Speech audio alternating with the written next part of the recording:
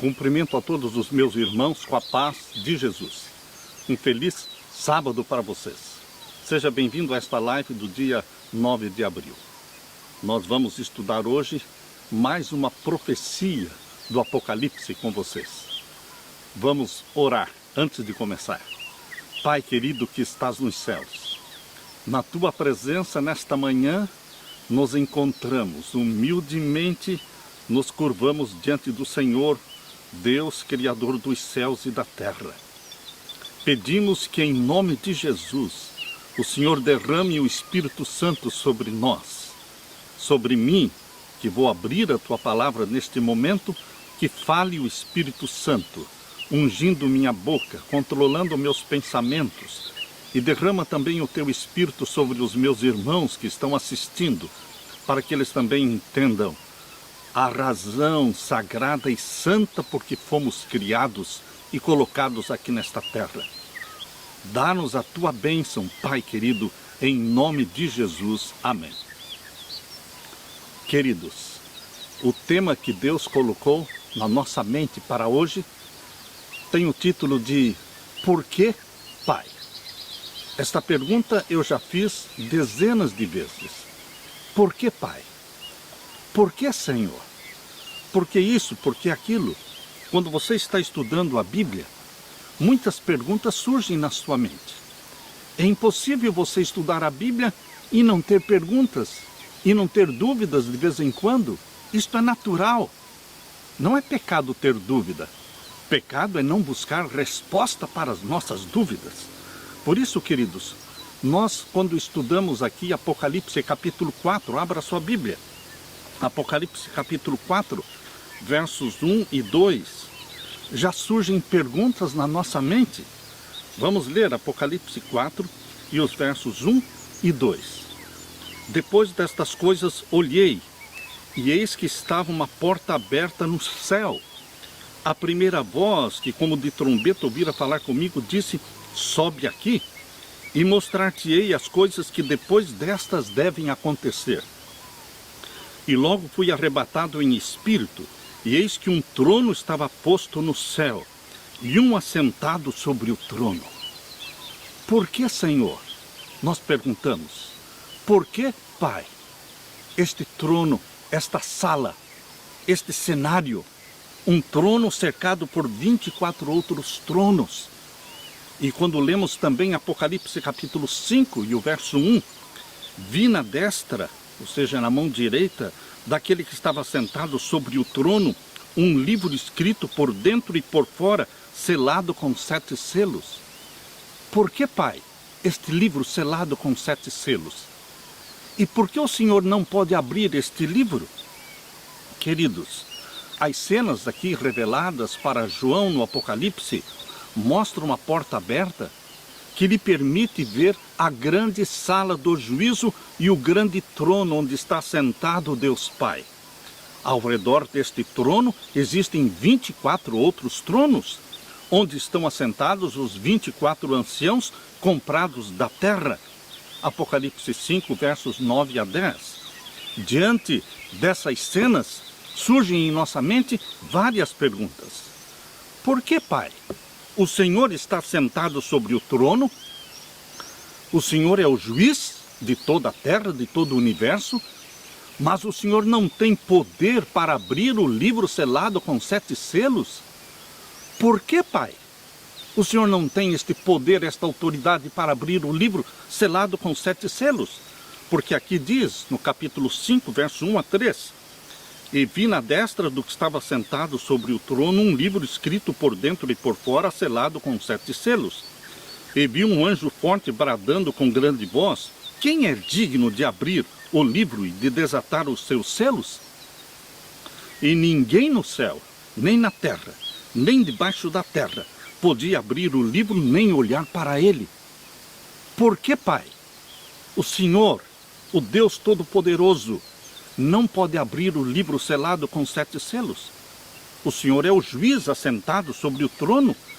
Por que, Pai, o Senhor não pode julgar ninguém?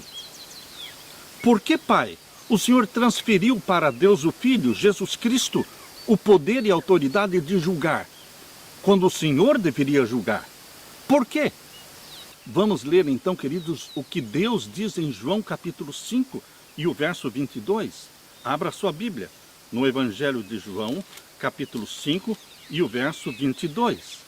Aqui nós lemos: e também o Pai a ninguém julga, mas deu ao Filho todo o juízo. Por quê, Pai? O Senhor não pode julgar ninguém e deu ao Filho todo o juízo?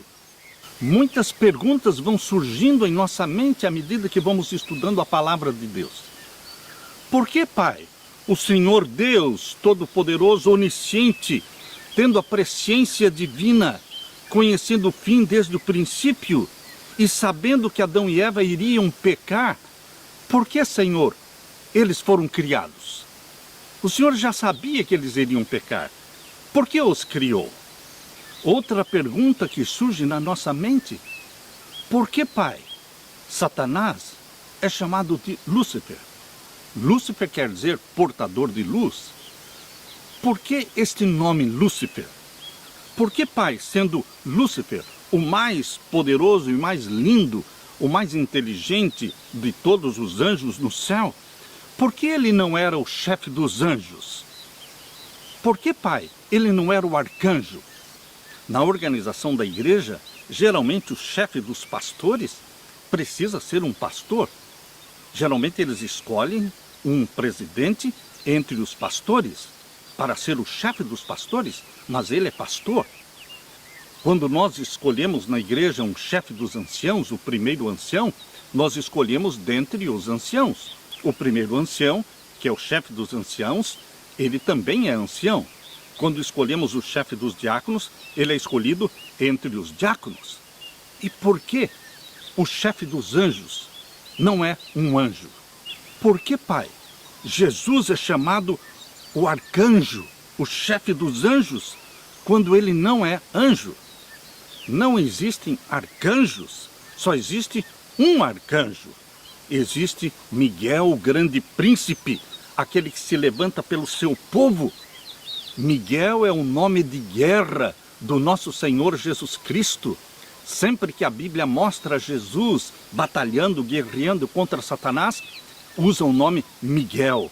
Queridos, nós lemos em Apocalipse, Apocalipse capítulo 14, versos 6 e 7. Abra sua Bíblia, Apocalipse 14 e os versos 6 e 7.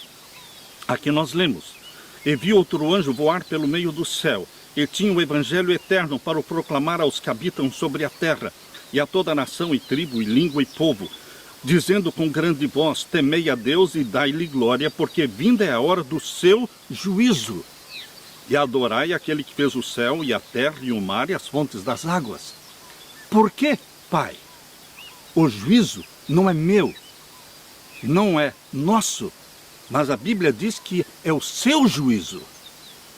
Por que o Senhor está sentado como se fosse um réu? Por que o Senhor está sendo julgado? Pai querido, quem ousou levantar acusações contra o Deus Todo-Poderoso, o Santo dos Santos?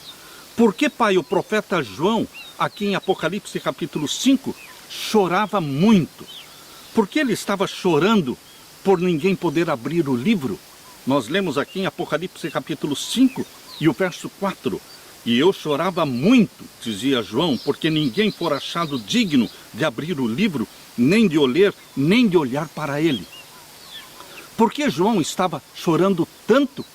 Porque ninguém poderia abrir o livro. Que conteúdo existe neste livro? Quão importante é este livro? Outra pergunta que vem à nossa mente, quando lemos Isaías capítulo 14, abra sua Bíblia. Em Isaías capítulo 14, vamos ler os versos 12 a 14. Isaías capítulo 14 e os versos 12 a 14. A pergunta que vem à nossa mente é: por que, Pai? Satanás é aqui em Isaías 14, 12 chamado de Estrela da Manhã. Por que este título Estrela da Manhã é usado para Satanás aqui em Isaías 14, 12? Vamos ler. Como caíste do céu, ó estrela da manhã, filha da alva? Como foste lançado por terra, tu que debilitavas as nações? E tu dizias no teu coração, eu subirei ao céu, acima das estrelas de Deus exaltarei o meu trono, e no monte da congregação me assentarei da banda dos lados do norte. Subirei acima das mais altas nuvens e serei semelhante ao Altíssimo. Por que, Pai, Satanás é chamado estrela da manhã? Queridos, Jesus Cristo diz que ele é a estrela da manhã. Quando você abre a palavra de Deus em Apocalipse 22, abra sua Bíblia. Apocalipse capítulo 22 e o verso 16. Aqui é o próprio Jesus que diz, eu sou a verdadeira estrela da manhã. Vamos ler. Apocalipse 22, verso 16. Eu, Jesus, enviei o meu anjo para vos testificar estas coisas nas igrejas. Eu sou a raiz e a geração de Davi, a resplandecente estrela da manhã. Queridos, quando Jesus Cristo diz que ele é a resplandecente estrela da manhã, então por que em Isaías 14, onde Deus o Filho, Jesus, está dialogando com Satanás, e ele diz, como caíste do céu, ó estrela da manhã, Isaías 14, 12. Queridos, quando nós lemos Apocalipse 22, 16, e comparamos com Isaías 14, 12, nós entendemos. A verdadeira estrela da manhã, Jesus Cristo, está conversando e dialogando com a falsa estrela da manhã, Satanás. Ele desejava a posição que era de Jesus. Ele invejava a posição que era de Jesus. Ele queria ser a estrela da manhã. E Jesus então pergunta para ele, Isaías 14, 12, como caíste do céu, ó estrela da manhã?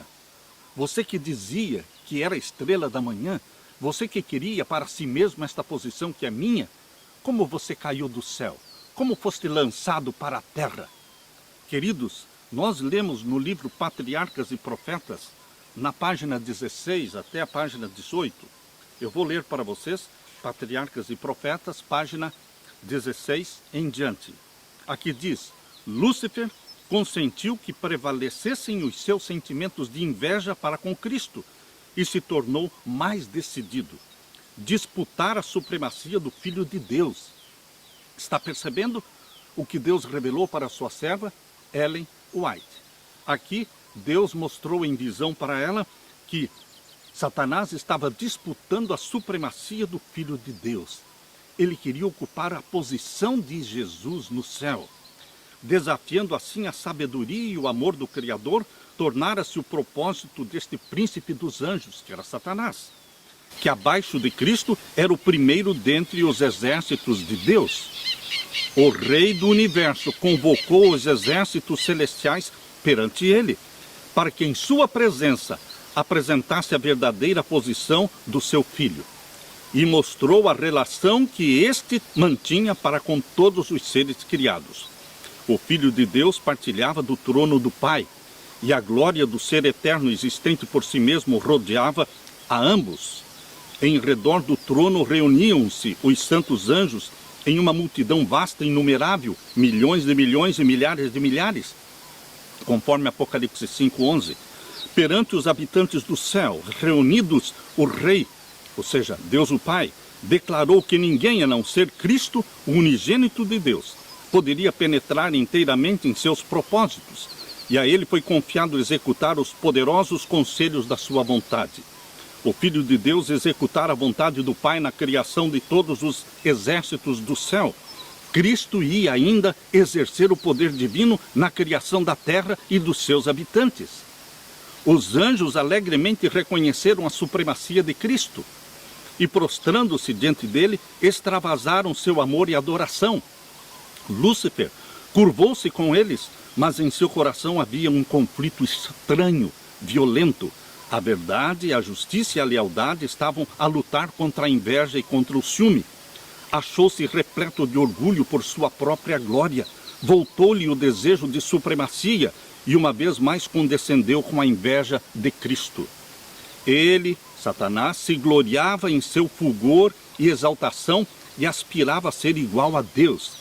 Era amado e reverenciado pelo exército celestial Anjos se deleitavam em executar suas ordens, e estava ele revestido de sabedoria e glória mais do que todos os outros anjos. Contudo, o Filho de Deus era mais exaltado do que ele, sendo um em poder e autoridade com o Pai.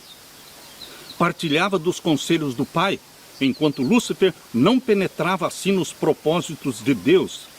Por quê? Perguntava este poderoso anjo, Satanás. Deveria Cristo ter a primazia? Por que é ele mais honrado do que Lúcifer? Deixando seu lugar na presença imediata do Pai, Lúcifer saiu a difundir o espírito de descontentamento entre os anjos. Queridos, ele invejava a posição de Cristo.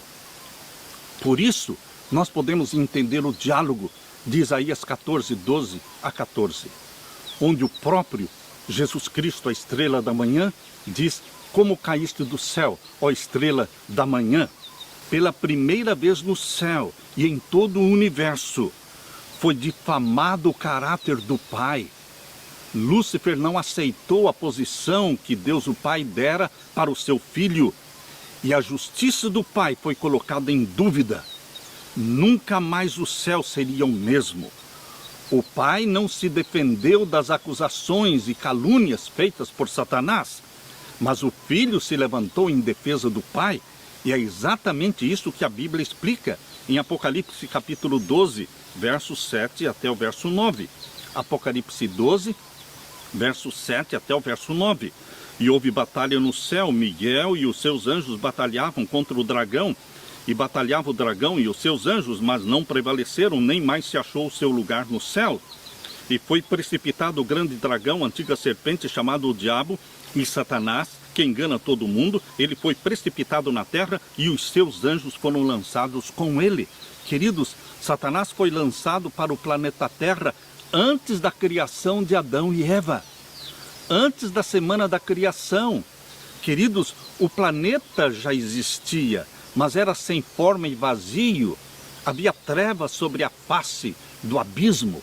O planeta Terra era um abismo coberto pelas águas, exatamente como está em Gênesis capítulo 1 e o verso 2. Mas, queridos, Satanás foi lançado do céu para o planeta Terra quando ele ainda era um abismo. Por isso, em Isaías capítulo 14, verso 15, diz que ele foi lançado para o abismo. Abismo é uma palavra que descreve o planeta Terra sem forma e vazio. Por isso ele é chamado anjo do abismo, Apocalipse 9, verso 11. Por isso Satanás é chamado também a besta do abismo, Apocalipse 11, verso 7. Por isso a Bíblia também diz que Satanás, no final dos 1000 anos, vai subir do abismo, Apocalipse 17, verso 8, para ser queimado. Em Isaías lemos que Lúcifer queria se assentar da banda dos lados do norte, Isaías 14, 13. Na palavra de Deus, o lado do norte é o trono de Deus, a habitação de Deus. Ele queria ocupar o lugar de Deus, mas ele foi expulso do céu. E então ele escolheu um outro lugar. Queridos, ele escolheu o leste. Todas as falsas religiões do nosso mundo, elas adoram voltados para o leste, o nascente do sol, adoração ao sol. Quando Deus criou Adão e Eva, o pecado já existia, e a prova está em Gênesis capítulo 2, verso 9. Aqui está a prova. No 6º dia, quando Adão e Eva foram criados, Deus mostrou para eles, ali no centro do jardim, a árvore da vida, e mostrou também a árvore da ciência do bem e do mal. A árvore da ciência do bem e do mal explicava a expulsão de Satanás, que já existia o pecado. Nós lemos em Gênesis 2, 9. E o Senhor Deus fez brotar da terra toda árvore agradável à vista e boa para a comida, e a árvore da vida no meio do jardim, e a árvore da ciência do bem e do mal. Queridos, Satanás tinha sido expulso do céu. Eu posso imaginar Jesus Cristo agora criando Adão, dando forma ao corpo de Adão, que foi feito do pó da terra. E Jesus Cristo, ao olhar para aquele corpo que estava sendo criado, Jesus Cristo dizia: este será o meu corpo. Este é o primeiro Adão, ele vai cair. Eu serei o segundo Adão, que vou resgatar a família humana, mas vou também reivindicar a justiça do Deus Pai. Através da família humana, eu resgatarei a honra e a justiça do Deus Pai. No início do sermão, queridos, eu fiz uma pergunta: por que, Pai, o Senhor criou Adão e Eva sabendo que eles iriam pecar? A resposta para essa pergunta, meus queridos, é a coisa que mais me emociona em toda a Bíblia. Nós fomos criados para uma missão santa, uma missão sagrada. Fomos criados para resgatar a glória, a honra do nosso Pai Celestial. Não é esta a missão dos filhos? Honrar o Pai? Foi para isso que Jesus veio à Terra. Jesus veio para revelar o verdadeiro caráter do Pai. Por isso ele dizia: quem vê a mim, vê o Pai. Ao ser misericordioso com os pobres, carentes, pecadores, Jesus estava revelando o Pai. A família humana, criada após o pecado, foi criada com uma santa missão, para serem filhos e filhas de Deus. Deus, o Filho, escolheu o nosso corpo, o corpo humano, para que fosse o corpo dele. Ele escolheu o lar para ser o planeta Terra. Por isso, Jesus se uniu a você e a mim por laços eternos, que jamais se partirão. Ele assumiu o nosso corpo para todo sempre e viverá no planeta Terra para todo sempre. Esse planeta será exaltado acima de todos os outros mundos criados. E nós, os filhos e filhas de Deus, também seremos exaltados acima dos anjos não caídos, queridos, porque nós somos irmãos do Criador dos céus e da terra. Jesus Cristo é 100% homem, é 100% Deus, mas ele é carne da nossa carne, ele é sangue do nosso sangue. Por isso podemos entender o que Jesus disse: onde abundou o pecado, superabundou a graça de Deus. Porque esta família humana pecadora não será somente resgatada e salva, ela será exaltada acima de todos. Alguém, queridos, um dia me perguntou: pastor, então eu fui criado para ser cobaia? Se Deus já sabia que Adão e Eva iriam pecar e os criou, ele nos criou para sermos cobaias? Oh, queridos, meu querido irmão, minha querida irmã, eu respondi assim: não, nós não fomos criados para sermos cobaias. Nós fomos criados para um fim santo e sagrado, para sermos filhos e filhas de Deus, para que em nossa vida o Pai seja honrado, para que em nossa vida a santa lei de Deus, os 10 mandamentos, sejam honrados e exaltados. Ser filho e filha de Deus é uma missão santa, porque Deus prova em nossa vida que Ele é santo e que a sua lei é santa, justa e boa. Satanás odeia Deus e Satanás odeia a santa lei de Deus, mas Deus tem na terra filhos e filhas que amam a Deus e amam a sua santa lei. Guardam o santo sábado e não guardam o domingo, porque o sábado, o 7º dia da semana, revela nossa missão na terra, revelar diante do mundo inteiro quem é o Criador dos céus e da terra, quem criou e sustém o mundo. Por isso Satanás odeia os que guardam os mandamentos de Deus. Isso está claramente revelado em Apocalipse 12, 17. Abra sua Bíblia, Apocalipse capítulo 12 e o verso 17. Aqui nós vamos ler: e o dragão irou-se contra a mulher e foi fazer guerra ao resto da sua semente. O dragão é Satanás e o resto da semente da mulher é o remanescente fiel de Deus que está na terra. Quem são estes remanescentes de Deus que estão na terra, sendo odiados por Satanás, mas sendo amados por Jesus Cristo? Aleluia! Quem são eles? Aqui diz o finalzinho do verso 17: os que guardam os mandamentos de Deus e têm o testemunho de Jesus Cristo. Aleluia! Deus tem um remanescente formado por filhos e filhas de Deus que foram gerados pelo Espírito Santo, receberam a natureza santa de Jesus Cristo, e o prazer deles é obedecer o Pai, exaltar o Pai, exaltar a lei do Pai. Queridos, a primeira missão de Jesus na terra era morrer por você para ser o Cordeiro de Deus que tira o pecado do mundo. Mas Jesus Cristo, depois de morrer, ele foi sepultado e ressuscitou e subiu ao céu. E ele é intercessor e mediador nosso. E agora a segunda missão de Jesus Cristo é ser juiz no santuário celestial, juiz do juízo celestial. Por isso, aqui em Apocalipse 5, verso 1 a 7, você só pode entender Apocalipse 5 dentro do contexto do juízo. Porque o Pai, tendo sido o primeiro a ser acusado por Satanás no céu, ele não se defendeu, mas o Filho o defendeu. E agora o cenário do juízo celestial é montado no céu, com o trono do Deus Pai, com 24 outros tronos, onde estão 24 anciãos assentados, e agora Jesus Cristo é o único que pode pegar o livro selado com 7 selos da mão do Pai e abrir o livro. Ele é o único. É isso que a Bíblia diz aqui em Apocalipse 5, está explicando por que Jesus é o único que pode abrir o livro selado com 7 selos. Porque ele morreu, ressuscitou e subiu ao céu. Ele é o único que pode reivindicar a justiça do Pai. Lemos de novo Apocalipse 5, verso 1 até o verso 7. E vi na destra do que estava sentado sobre o trono um livro escrito por dentro e por fora, selado com 7 selos. Este é o livro do juízo. Ele é aberto na sala do juízo, que é o Santíssimo do Santuário Celestial. E vi um anjo forte bradando com grande voz: quem é digno de abrir o livro e de desatar os seus selos? E ninguém no céu, nem na terra, nem debaixo da terra, podia abrir o livro nem olhar para ele.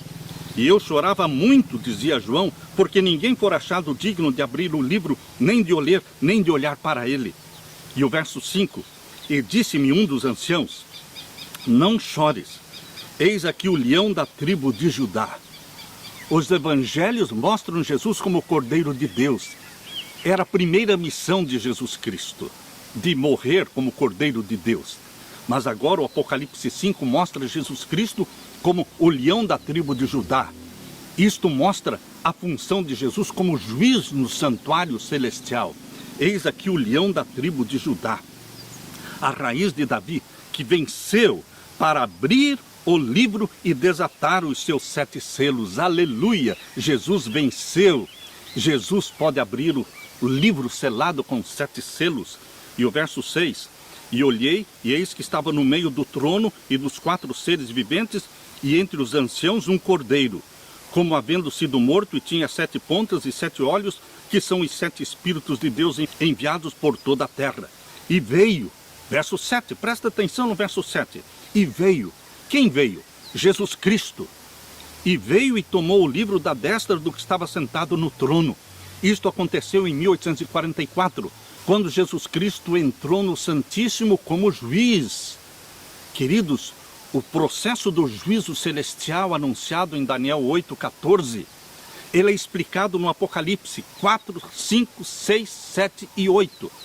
Todos estes capítulos do Apocalipse revelam e explicam o processamento do juízo celestial em 7 fases, exatamente como explicados nos 7 selos. No livro selado com 7 selos. E Jesus Cristo veio ao Pai no Santíssimo e recebeu o livro selado com 7 selos da mão do Pai. Isto aconteceu no final dos 2300 anos, em 1844. E veio e tomou o livro da destra do que estava sentado no trono. E queridos, o processamento do juízo é explicado pela abertura de cada um dos selos.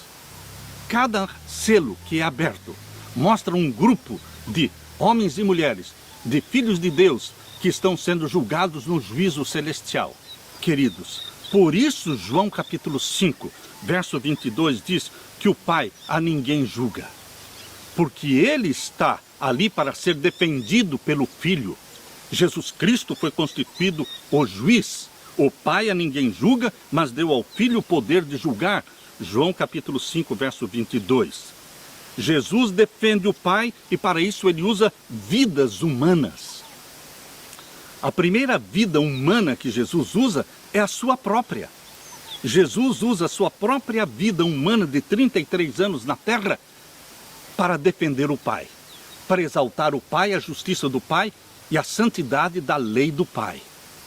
Mas, queridos, Jesus usa também vidas humanas que foram geradas pelo Espírito Santo também. Não foi só Jesus gerado pelo Espírito Santo. Jesus foi gerado pelo Espírito Santo no ventre materno. Mas você e eu também fomos gerados pelo Espírito Santo. Quando aceitamos a Jesus como nosso Salvador, passamos pelo nascimento, nascemos da água e do Espírito. Somos novas criaturas porque fomos gerados pelo Espírito Santo. E Jesus usa no juízo celestial vidas humanas transformadas pela graça de Deus e que encontram regozijo e alegria na santa lei de Deus. Enquanto Satanás e o mundo odeiam a lei de Deus, os santos filhos de Deus a amam e a obedecem. Eles dizem com alegria o que está em Salmos 119, verso 97. Ó, quanto amo a tua lei! É a minha meditação todo o dia. Salmos 119, verso 97. Queridos, Jesus está à procura de filhos e filhas que amem o Pai e que guardem os seus mandamentos.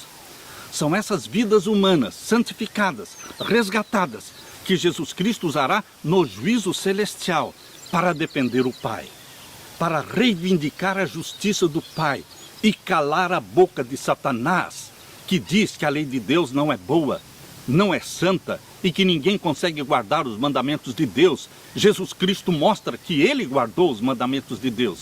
Ele mostra também que Jó guardou os mandamentos de Deus, Daniel guardou os mandamentos de Deus. Você, meu querido irmão, e eu, nós estamos guardando os mandamentos de Deus pelo poder de Jesus Cristo que em nós habita. A glória é dele. Deus tem sim na terra um grupo de filhos e filhas sinceros, os remanescentes, vidas como a de Jó, vidas como a de José, como a de Moisés, como a de João Batista, vidas como a sua e a minha. Nós estamos aqui para glorificar o nosso Pai, mostrar ao mundo que a lei de Deus é santa, justa e boa, que os mandamentos de Deus não são pesados. 1 João capítulo 5, verso 3, diz que nós amamos a lei de Deus e os mandamentos de Deus não são pesados. Queridos, quantos de vocês estão felizes pelo privilégio, pela honra de ser filho e filha de Deus, gerados pelo Espírito Santo, para mostrar diante do mundo e do universo que Deus é justo, santo e bom. E a sua lei, odiada por Satanás, é santa, justa e boa. Quantos querem se regozijar neste santo propósito, nesta missão sagrada de filho e de filha de Deus na terra? Quantos querem dizer como Jesus Cristo: obrigado, Senhor, pelo privilégio de ser teu filho, tua filha. Obrigado pela salvação em Jesus Cristo. Obrigado pelo Espírito Santo que escreveu em nosso coração a tua santa lei. Em nome de Jesus Cristo, nós podemos dizer: ó Pai, a minha comida e a minha bebida é fazer a vontade daquele que me enviou. Deus nos enviou. Eu vos envio ao mundo. Nós estamos no mundo representando o nosso Pai. Que todos vejam Jesus em você, meu querido irmão, minha querida irmã. Que você seja revestido do poder do Espírito Santo. E que Jesus seja exaltado na tua vida. E que você exalte a santa lei de Deus, a norma do juízo celestial. Jesus Cristo voltará a esta terra, muito em breve, para buscar os remanescentes fiéis, os santos do Altíssimo. A minha oração, meu querido irmão, é que o Espírito Santo seja derramado sobre você e que nos regozijemos na posição sagrada de filhos e filhas do Pai Celeste. Eu deixo com você esta mensagem de conforto, de esperança. Eu deixo com vocês a paz de meu Jesus. Amém.